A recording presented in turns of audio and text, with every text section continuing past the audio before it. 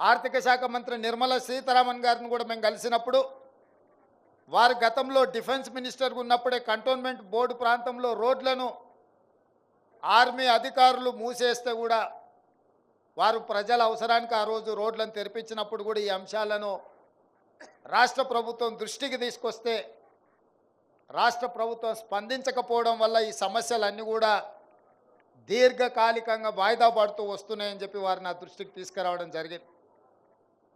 ప్రధానమంత్రి, రక్షణ శాఖ మంత్రి, అదేవిధంగా ఆర్థిక మంత్రి నిర్మలా సీతారామన్ గారితో కలిసి మాట్లాడిన తర్వాత ఈ పనుల సాధనలో రాష్ట్ర ప్రభుత్వ వైఫల్యం గతంలో కొట్టొచ్చినట్టుగా నా దృష్టికి వచ్చింది.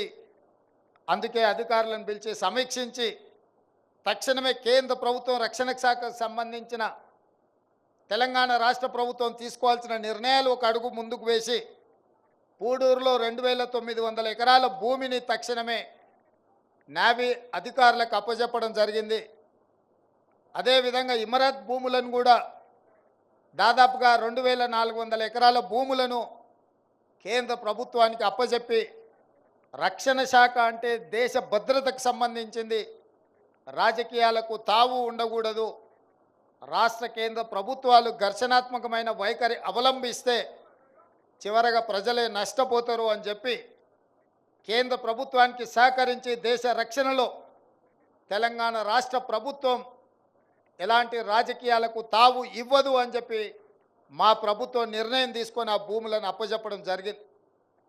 మొదటి అడుగు మేమేసి కేంద్ర ప్రభుత్వానికి సహకరించి కేంద్ర ప్రభుత్వాన్ని కూడా మాకు సహకరించండి, ఈ ఎలివేటర్ కారిడార్స్ కట్టకపోతే రంగారెడ్డి జిల్లాలో మేడ్చల్ కుత్బుల్లాపూర్ ప్రాంతం అభివృద్ధి ఆగిపోతుంది. ఈరోజు హైటెక్ సిటీ ప్రాంతంలోనో అంతర్జాతీయ ఎయిర్పోర్ట్ ప్రాంతంలోనో ఐటీ కంపెనీలు రావడం, అక్కడ భూముల విలువలు పెరగడం, అక్కడ భూముల విలువ 100 కోట్లకు చేరడం మనం కళ్ళతో చూసినాం. ఇవాళ మేడ్చల్ ప్రాంతం కూడా అభివృద్ధి చెందాలి అని అంటే ఈ ఎలివేట్ కారిడార్ పూర్తి కావాలి. తద్వారా ఆ ప్రాంతంలో కూడా అభివృద్ధి వస్తుంది, ఐటీ కంపెనీలు వస్తున్నాయి, భవిష్యత్తులో ఫార్మా కంపెనీలు కూడా పెట్టుబడులు పెట్టడానికి వస్తాయని ఆలోచనతోటి కేంద్ర ప్రభుత్వాన్ని సంప్రదించి ఈ భూముల సేకరణ కోసం వారికి విజ్ఞప్తి చేస్తే కేంద్ర ప్రభుత్వం కూడా తెలంగాణ రాష్ట్ర ప్రభుత్వానికి సహకరించడానికి ముందుకొచ్చి ఈ భూములను మనకు అప్పజెప్పడం జరిగింది.